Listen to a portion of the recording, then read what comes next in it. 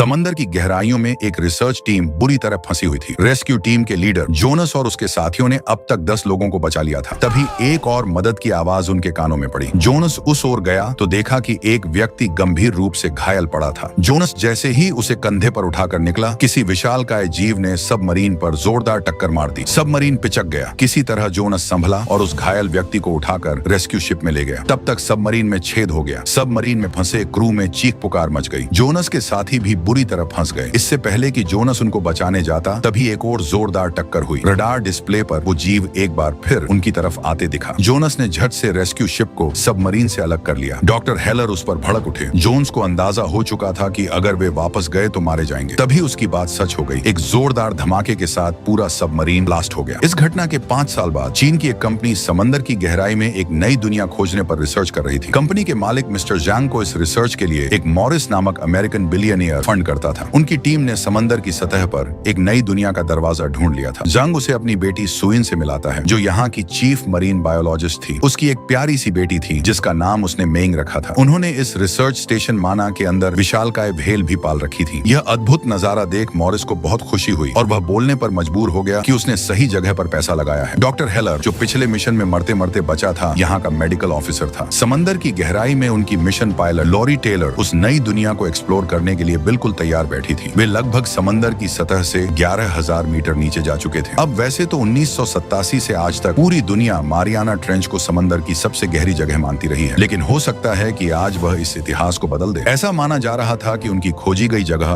बर्फ नहीं बल्कि हाइड्रोजन सल्फाइड की लेयर हो सकती है। इसी बातचीत के दौरान लॉरी वहां पहुंच गई। उसके साथी टोशी और वॉल दोनों काफी उत्साहित नजर आ रहे थे। मैनेजिंग रिसर्चर मैक का आदेश मिलते ही वे बादल जैसी दिखने वाली लेयर के अंदर प्रवेश कर गए। उनका अनुमान बिल्कुल सही साबित हुआ। उन बादलों के नीचे अंधेरे में छिपी एक अनजानी दुनिया थी, एक ऐसा रहस्यमयी अंडरवाटर इकोसिस्टम जहां जीवन के नियम अलग थे। रिसर्च सेंटर में खुशी की लहर दौड़ गई। इस खोज से वे अंधा पैसा कमा सकते थे। जैसे ही वॉल ने लाइटें जलाईं, अंदर के जीवों को देखकर सबकी आंखें फटी की फटी रह गईं। उन्होंने तुरंत जांच पड़ताल के लिए रोवर नीचे उतारा, लेकिन कुछ ही दूर जाते ही किसी रहस्यमयी जीव ने रोवर को ऐसी टक्कर मारी कि उसका पूरा सिस्टम ही हैंग हो गया। खतरे को भांपते हुए माना की लीड इंजीनियर जैक्स ने तुरंत वहां से पीछे हटने का आदेश दिया। वे पीछे तो हट गए, लेकिन वह जीव हाथ धोकर उनके पीछे पड़ गया। तभी उन्हें अपना वह रोवर दिखा जिसे उस जीव ने तहस नहस कर दिया था। यह साफ था कि अब उनकी बारी थी। अगले ही पल उस जीव ने उनकी सबमरीन पर ताबड़तोड़ हमले शुरू कर दिए। स्थिति बेहद तनावपूर्ण हो गई। रिसर्च स्टेशन के अंदर मायूसी छा गई, क्योंकि वे बेबस होकर केवल उनकी चीखें ही सुन सकते थे। फिर अचानक सबमरीन से संपर्क पूरी तरह टूट गया। मैनेजिंग रिसर्चर मैक ने तुरंत इमरजेंसी मीटिंग बुलाई। डॉक्टर के मुताबिक फंसे हुए लोगों के पास केवल 18 घंटे की ऑक्सीजन बची थी। सबसे बड़ी चुनौती यह थी कि इतने कम समय में उन्हें बचाया कैसे जाए, जबकि टीम 6 मील गहरे पानी में फंसी थी। आज तक कोई भी इतनी गहराई में रेस्क्यू मिशन पर नहीं गया था। तभी मैक ने जोनस और उसके 2 साथियों का नाम लिया। यह सुनते ही डॉक्टर हेलर भड़क उठे और बोले, उसका नाम भी मत लेना। वह पियक्कड़ थाईलैंड की गलियों में शराब पीकर पड़ा रहता है। उसने पहले भी अपने साथियों के साथ डॉक्टर हेलर के 8 क्रू मेंबर को मरने के लिए छोड़ दिया था। हेलर उसे कातिल मानते थे, लेकिन कड़वी सच्चाई यह भी थी कि पिछली बार जोनस ने ही डॉक्टर और उनके 10 साथियों की जान बचाई थी। केवल वही ऐसा शख्स था जिसमें इतनी गहराई में जाने का जिगरा था। बिना वक्त बर्बाद किए जांग और मैक हेलीकॉप्टर से थाईलैंड के लिए रवाना हो गए। दूसरी तरफ थाईलैंड के एक बीच बार में जोनस सचमुच एक पियक्कड़ की तरह पड़ा हुआ। उसके पास एक पुरानी कबाड़ बोट थी जिसे किराए पर चलाकर वह अपना गुजारा करता था। बोट की हालत इतनी खस्ता थी कि किराएदार उसे आए दिन गालियां देते और कहते, अगर तुमने यह नाव ठीक नहीं करवाई तो एक दिन हम सब डूब मरेंगे। लेकिन जोनस इन बातों को एक कान से सुनकर दूसरे से निकाल देता था। उसकी जिंदगी जैसे तैसे मस्त कट रही थी। तभी उसे बाजार के किनारे एक हेलीकॉप्टर दिखा। जोन्स को समझते देर नहीं लगी कि वे लोग उसी की तलाश में आए हैं। मैक और जोनस पुराने साथी थे और एक दूसरे को अच्छी तरह जानते थे, लेकिन डॉक्टर झांग से उसकी यह पहली मुलाकात थी। इससे पहले कि वे दोनों अपनी समस्या बताते, जोनस ने किसी भी तरह के काम के लिए साफ मना कर दिया। तभी मैक ने उसे आज सुबह हुई घटना की वह रिकॉर्डिंग सुनाई, जिसमें लॉरी चिल्ला चिल्ला कर कह रही थी, यहाँ नीचे कोई विशालकाय जीव है। जोनस सही था। वह आवाज जोन्स की पूर्व पत्नी लॉरी की थी, जो अपने क्रू के साथ समुद्र की सतह से 11,000 मीटर नीचे फंसी हुई थी। जंग उन्हें बचाने में बेबस था, क्योंकि उसके पास इतनी गहराई में उतरने वाले गोताखोर नहीं थे। अपनी पत्नी की जान खतरे में देख आखिरकार जोन्स का दिल पिघल गया। इधर समंदर की गहराई में सबमरीन एक घायल पक्षी की तरह तल पर पड़ी थी। अंदर धीरे धीरे ठंड बढ़ती जा रही थी। हीटर को फिर से चालू करने के लिए वॉल घंटों से पावर सोर्स ठीक करने की जद्दोजहद में लगा हुआ था। आखिरकार उसकी मेहनत रंग लाई और पावर वापस आ गई। हीटर और कंप्यूटर दोनों चालू हो गए, लेकिन सबमरीन अब भी चलने की स्थिति में नहीं थी। अब उनकी आखिरी उम्मीद बैलास्ट टैंक्स पर टिकी थी। अगर वे किसी तरह ठीक हो जाते तो सबमरीन सबमरीन संतुलित होकर अपने आप ही ऊपर की ओर उठने लगती। दूसरी तरफ तोशी इस सन्नाटे में अपनी पत्नी और बच्चों के नाम आखिरी खत लिखने में मशगूल था। उसे डर था कि अगर वे यहाँ से जिंदा नहीं निकले तो कम से कम यह चिट्ठी उसके परिवार तक पहुंच जाए। वॉल उसे दिलासा देते हुए कहता है, हिम्मत मत हार दोस्त, ऐसा कुछ नहीं होगा, हम इस मुश्किल से सुरक्षित बाहर जरूर निकलेंगे। लेकिन जैसे ही उन्होंने मेन लाइट चालू की, वह विशालकाय जीव दोबारा सबमरीन पर टूट पड़ा। उस भयानक झटके के कारण एक स्क्रू ड्राइवर सीधा लॉरी के पेट में जा घुसा। दर्द से कराहते हुए उसने तुरंत सभी लाइटें बंद करने का आदेश दिया। दूसरी तरफ जैक्स को सबमरीन के और ज्यादा डैमेज होने की खबर मिल चुकी थी। इस ताजा हमले की वजह से उनका ऑक्सीजन टैंक लीक होने लगा था। अब उनके पास केवल 2 या 3 घंटे का ही समय बचा था। यह सुनते ही जांग की बेटी सुएन ने तुरंत अंदर जाने का फैसला किया। उसकी योजना थी कि वह एक ग्लाइडर लेकर नीचे जाएगी और सबमरीन को उससे बांधकर ऊपर खींच लाएगी। स्टेशन पर मौजूद कोई भी उसकी बात काटने की हिम्मत नहीं कर सका, क्योंकि मैक और जांग की गैर मौजूदगी में वही इंचार्ज थी। नीचे जाने से पहले सुएन अपनी बेटी से मिली, क्योंकि मन में कहीं न कहीं यह डर था कि शायद ये उनकी आखिरी मुलाकात हो। उसके ग्लाइडर लेकर पानी में उतरने के कुछ ही देर बाद जोन्स वहां पहुंच गया। तभी जेंग को पता चला कि उनकी बेटी अकेले ही टीम को बचाने निकल चुकी है। चिंता और बढ़ गई। जोन्स की तुरंत मेडिकल जांच की गई और उसे रेस्क्यू सबमरीन में भेज दिया गया। जैसे ही जोन्स गहराई में उतरना शुरू किया, उसकी रफ्तार देख डॉक्टर झांग हैरान रह गए। असल में जोन्स ने खुद को गर्म और जिंदा रखने वाले लाइफ सपोर्ट सिस्टम की पावर को काटकर उसे मोटर में डाइवर्ट कर दिया था। अत्यधिक दबाव और ठंड के कारण उसका ब्लड प्रेशर लगातार गिर रहा था। डॉक्टर हेलर को डर था कि वह किसी भी पल बेहोश हो सकता है, लेकिन जोन्स ने 2 टुक कह दिया कि वह अपनी स्पीड कम नहीं करेगा। इधर सुएन सफलतापूर्वक हाइड्रोजन सल्फाइड की परत को पार कर चुकी थी। मैक ने उसे रेडियो पर बताया कि एक प्रोफेशनल रेस्क्यू सबमरीन निकल चुकी है और उसे अब जोखिम लेने की जरूरत नहीं है। लेकिन सुएन ने भी पीछे हटने से साफ मना कर दिया। अब तक लोरी के जख्म की मरहम पट्टी की जा चुकी थी। इस बीच उन्होंने सिग्नल भेजने के उपकरणों के अलावा सब कुछ बंद कर दिया था। यही वजह थी कि सुएन ने उनके सिग्नल का पीछा करते हुए उन्हें जल्द ही ढूंढ लिया। वह उनके और करीब पहुंची ताकि मैग्नेटिक हुक फायर करके सबमरीन को टो कर सके। लेकिन हुक फायर करने से ठीक पहले उस रहस्यमयी जीव ने ग्लाइडर को जोरदार टक्कर मारी। इससे पहले कि सुएन कुछ समझ पाती, एक विशालकाय ऑक्टोपस ने उसके ग्लाइडर को चारों तरफ से जकड़ लिया। उसके भयानक दबाव से ग्लाइडर के टूटने जैसी स्थिति हो गई। सिस्टम लगातार वार्निंग देने लगा। वे सब बेबस थे और चाहकर भी कुछ नहीं कर पा रहे। तभी अचानक वह ऑक्टोपस किसी अनजाने डर से ग्लाइडर को छोड़कर भाग खड़ा हुआ और तभी पहली बार वह विशालकाय जीव सामने आया। उस अंधेरी दुनिया के कोने में छिपा अब तक का सबसे खूंखार शिकारी, मेगलोडॉन। प्राचीन काल की एक ऐसी विशालकाय शार्क जो लाखों साल पहले समुद्र पर राज करती थी। पूरी दुनिया मानती थी कि यह प्रजाति विलुप्त हो चुकी है, लेकिन आज इतिहास बदलने वाला था। चूंकि वे जीव रोशनी की ओर आकर्षित होते थे, इसलिए जोनस ने स्वयं से संपर्क साधने के अलावा बाकी सभी सिस्टम तुरंत बंद करने को कहा। लेकिन स्वयं का सिस्टम पूरी तरह हैंग हो चुका था और वह चाहकर भी लाइटें बंद नहीं कर पा रही थी। स्थिति को हाथ से निकलता देख आखिरकार जोनस ने फ्लेयर चलाकर मैक को अपनी तरफ आकर्षित कर लिया। स्वयं की जान तो बच गई, लेकिन अब वह चाहकर भी टीम की मदद नहीं कर सकती थी। उसका ग्लाइडर बुरी तरह डैमेज हो चुका था। जोन्स की सलाह मानकर वह भारी मन से वापस लौट गई। इसके बाद जोनस ने अपनी सबमरीन को लारी की सबमरीन से जोड़ा और एक एक करके सबको ऊपर खींचने लगा। तभी वह विशालकाय मैक दोबारा उनकी तरफ तेजी से आती दिखी। स्थिति इतनी गंभीर थी कि अगर शार्क उनसे टकराती तो उनका बचना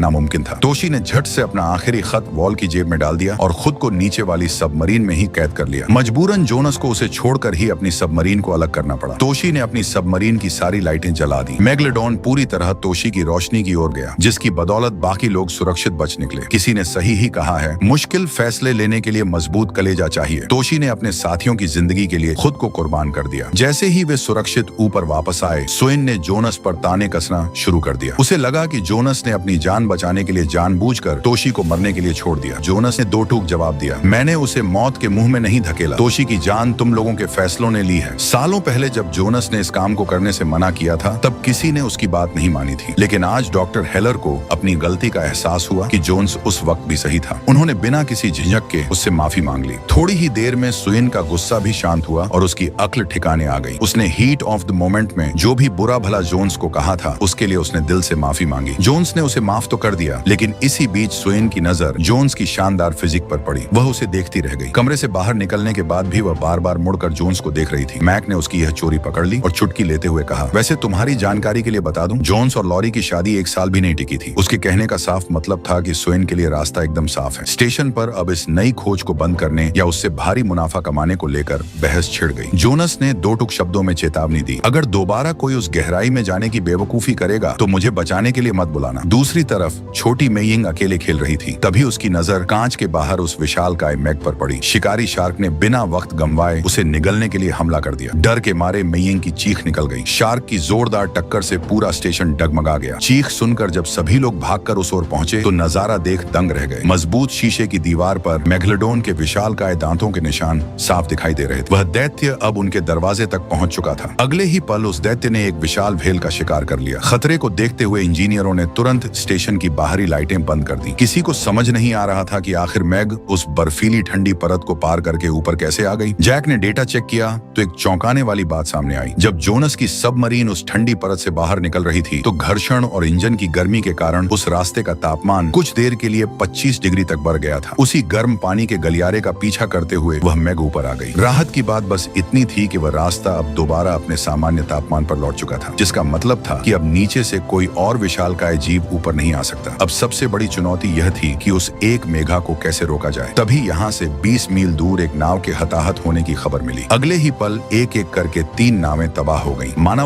की टीम तुरंत उसे रोकने के लिए निकल पड़ी। जल्द ही उन्हें मछुआरों की एक तहस नहस हो चुकी नाव मिली। जो शिकारी मछली का शिकार करने आए थे वे खुद मेघ का खुराक बन चुके थे। वह खूंखार शार्क अब भी कुछ ही दूरी पर मंडरा रही थी। टीम के पास शार्क केज और स्पीयरगन तो थी जिससे वे मेगालोडन के मुंह में झर इंजेक्ट कर सकते थे, लेकिन केज को तैयार करने में कम से कम 20 मिनट का समय लगना था। तब तक शार्क उनकी पहुंच से दूर जा सकती थी। मॉरिस ने सुझाव दिया कि वे शार्क की पूंछ में ट्रैकर लगाकर उसे ट्रैक कर सकते हैं। मुश्किल यह थी कि राइफल की मार्क क्षमता सिर्फ 100 मीटर थी। अगर वे अपनी नाव लेकर उसके ज्यादा करीब जाते तो वह भी बाकी नावों की तरह तबाह हो सकती थी। एकमात्र रास्ता यह था कि किसी को पानी में उतरकर उसके करीब जाना होगा, लेकिन इतना बड़ा जोखिम लेने के लिए कोई भी राजी नहीं हो रहा था। मुझे तैरना नहीं आता। आखिरकार जोनस अपनी कमर में इलेक्ट्रिक विंच की रस्सी बांधकर पानी में उतर गया। बिना किसी शोर शराबे के वह मेघ के बिल्कुल करीब पहुंचा, लेकिन तभी वह विशालकाय जीव पानी की गहराई में ओझल हो गया। थोड़ा समय लगा पर जोनस ने सटीक निशाना साधकर ट्रैकर को उसकी पूंछ में शूट कर दिया। काम होते ही टीम ने तुरंत इलेक्ट्रिक विंच स्टार्ट कर दी, जिसकी तेज रफ्तार से पानी में हलचल होने लगी। मेघ ने जोन्स को देख लिया और अपना विशालकाय मुंह खोलकर उसके पीछे पड़ गई। मैक ने बोट की रफ्तार फुल कर दी। समंदर के अंदर मौत और जिंदगी के बीच चूहे बिल्ली का खेल शुरू हो गया। इससे पहले कि मैग जोन्स को अपना निवाला बना पाती, वह फुर्ती से छलांग लगाकर बोट पर सुरक्षित लौट आया। मैग वापस गहरे पानी में लौट गई। इसके बाद टीम एक शांत इलाके में पहुंची और केज तैयार करना शुरू किया। यह केज पॉलीकार्बोनेट की अत्यधिक मजबूत धातु से बना था। जैक्स को पूरा भरोसा था कि मेग इसे क्रैक भी नहीं कर सकती। इस बार मेग का सामना करने के लिए खुद स्वयं तैयार हुई। उसकी योजना सीधी थी, उसे बस केज के सुरक्षित घेरे में रहकर मेग को वह जहरीली सुई चुभोनी थी। जोनस ने उसे रोकने की कोशिश की और कहा कि उसकी जगह वो चला जाता है, लेकिन स्वयं अपनी जिद पर अड़ी रही। वैसे भी वह एक अनुभवी डाइवर थी और पहले भी कई बार शार्क केज के साथ समुद्र की गहराइयों में जा चुकी थी। जैसे ही स्वयं गहराई में उतरी, वॉल ने चारे के तौर पर कुछ ताजा मछलियां पानी में फेंक दी। देखते ही देखते वहां 7-8 फुट की छोटी शार्कों का जमावड़ा लग गया, लेकिन जैसे ही उन्हें मैग के आने की भनक लगी, वे छोटी शार्कें दुम दबाकर भाग निकली। ट्रैकर साफ दिखा रहा था कि मेघ तेजी से सुइन की ओर बढ़ रही है। सुइन ने चारों तरफ नजर दौड़ाई, लेकिन धुंधले पानी में कुछ नहीं दिखा। दिखता भी कैसे? मैग ने अचानक नीचे से आकर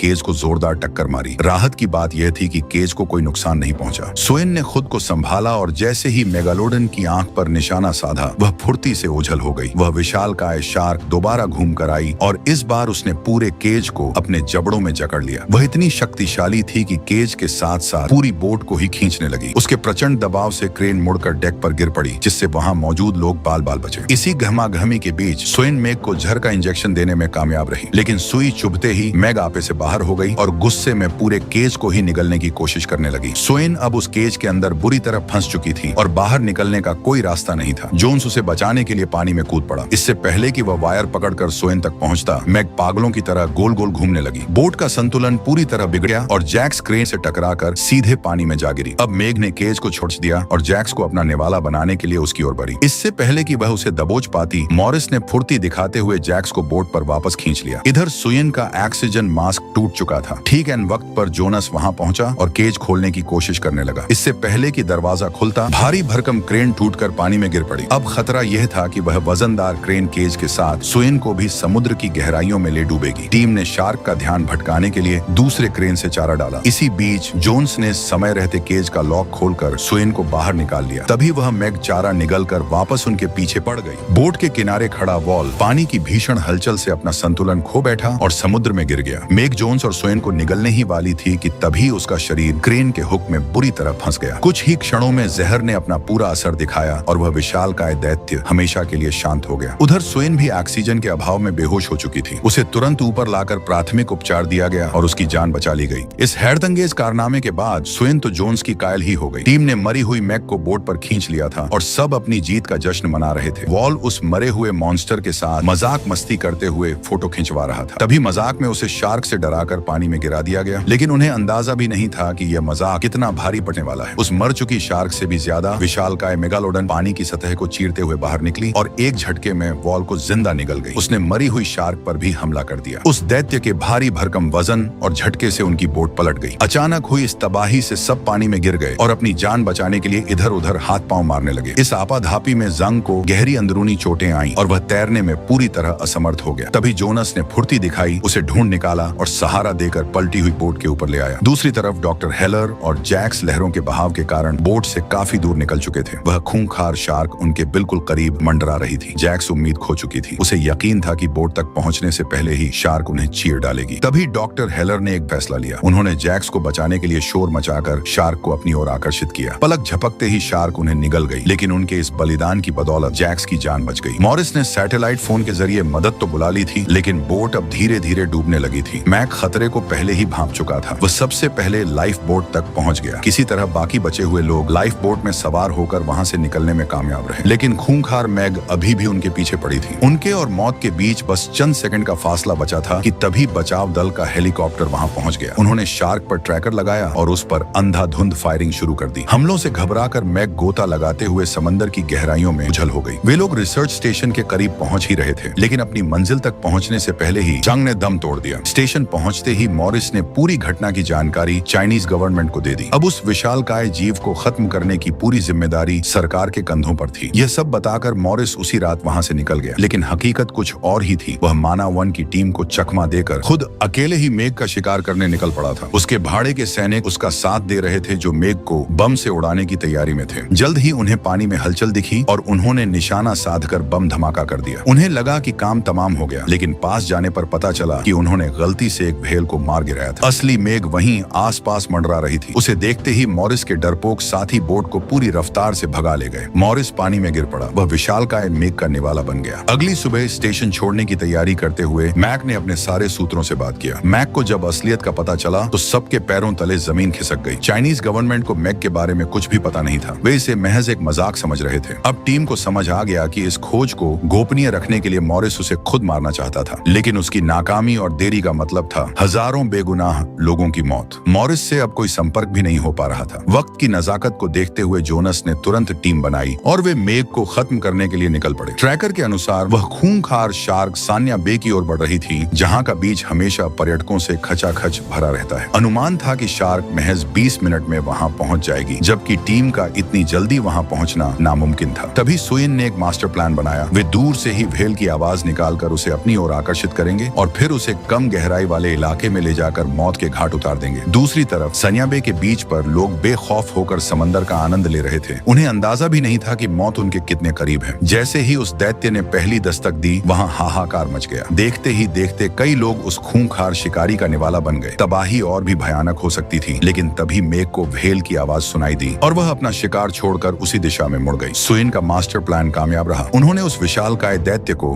अपनी चुनी हुई जगह पर खींच लिया। सुइन और जोन्स उस मेघ का अंत करने के लिए अपने अपने ग्लाइडर लेकर घात लगाए बैठे थे। तभी अचानक मेघ सुइन की ओर से तेजी से गुजरी। उसे घबराहट में पीछे हटना पड़ा। जोन्स ने तुरंत निशाना साधना चाहा, लेकिन शार्क शिप के इतने नजदीक थी कि वह फायर नहीं कर सका। अगले ही पल शिकारी ने अपना रुख बदला और जोन्स का पीछा करना शुरू कर दिया। मौत को सामने देख जोन्स ने सूझबूझ दिखाई और अपने ग्लाइडर को एक ऐसी संकरी जगह में घुसा दिया जहां उस विशालकाय जीव का पहुंचना नामुमकिन था। जोन्स को लगा कि वह सुरक्षित निकल जाएगा, लेकिन वह मेघ की चालाकी को कम आंक रहा था। वह दैत्य दूसरे छोर पर पहले से ही उसका इंतजार कर रहा था। उसने पूरे जोर के साथ ग्लाइडर को निगलने की कोशिश की। किसी तरह जोन्स उसे चकमा देकर सुइन के निशाने के सामने ले आया। सुइन ने बिना वक्त गंवाए टोरपीडो दाग दिया। वह सीधा शार्क से जाकर टकराया और एक जोरदार विस्फोट हुआ, जिससे समंदर का पानी 10 फीट ऊपर तक उछल गया। धमाके की आवाज सुनते ही पास तैनात बचाव दल के हेलीकॉप्टर उस ओर मुड़ गए। इधर वह घायल शार्क अब सुइन के पीछे हाथ धोकर पड़ गई। सुइन ने चतुराई दिखाई और उसे खींचकर जोनस के निशाने के सामने ले आई, लेकिन ऐन वक्त पर जोन्स का ट्रिगर ट्रिगर फेल हो गया। शार्क ने मौका पाकर जोन्स के ग्लाइडर को अपने जबड़ों में दबोच लिया, पर इस बार भी जोनस उसके चंगुल से बच निकला। तभी आसमान में कई हेलीकॉप्टरों का जमावड़ा लग गया। अफरा तफरी में 2 हेलीकॉप्टर आपस में ही टकरा गए। उनमें से एक अनियंत्रित होकर सीधे शिप की ओर गिरने लगा। जान बचाने के लिए शिप पर मौजूद सभी लोग पानी में कूद गए। अगले ही पल वह हेलीकॉप्टर शिप के ऊपर क्रैश हो गया। अपनी बेटी को खतरे में देख सुएन उसे बचाने के लिए ऊपर की ओर भागी, जबकि जोन्स नीचे उस शार्क से अकेले निपटता रहा। सुएन ने अपनी बेटी और बाकी सबको सुरक्षित निकाल तो लिया, लेकिन तभी वह खूंखार शार्क दोबारा उनकी ओर बढ़ती दिखी। सब मदद के लिए चिल्लाने लगे। जोन्स ने कहा कि अब सिर्फ एक ही रास्ता है। वह अपने क्षतिग्रस्त ग्लाइडर को लेकर शार्क के बिल्कुल करीब गया और उसके नुकीले हिस्से से शार्क का पेट चीर दिया। घायल शार्क ने पूंछ से ग्लाइडर पर जोरदार प्रहार किया, जिससे ग्लाइडर का सिस्टम पूरी तरह फेल हो गया। शार्क ने जोन्स के ग्लाइडर को अपने जबड़ों में जकड़ लिया। उसके दबाव से ग्लाइडर का शीशा भी टूट गया और अंदर तेजी से पानी भरने लगा। पल के लिए ऐसा लगा मानो वह खूंखार शार्क जोन्स को उसके ग्लाइडर समेत चबा जाएगी, लेकिन जोन्स ने हार नहीं मानी। अपनी जान हथेली पर रखकर वह ऐन वक्त पर ग्लाइडर से बाहर निकला और पूरी ताकत से एक नुकीला हथियार मेगालोडन के आंखों के जरिए मस्तिष्क में घोंप दिया। उस प्राचीन शिकारी ने अपनी आखिरी सांस ली और वह समंदर की गहराइयों में हमेशा के लिए शांत हो गया। जोनस और सुएन ने अब एक साथ आगे बढ़ने का फैसला कर लिया। लोरी भी दिल से यही चाहती थी कि जोनस अब अकेला न रहे और उसे अपनी जिंदगी की सारी खुशी मिल जाए। दोस्तों, अगर आपको जोनस और मेग की यह रोंगटे खड़े कर देने वाली कहानी पसंद आई हो तो इस वीडियो को लाइक करें और ऐसी ही रोमांचक कहानियों के लिए हमारे चैनल को सब्सक्राइब करना ना भूलें। मिलते हैं अगली कहानी में।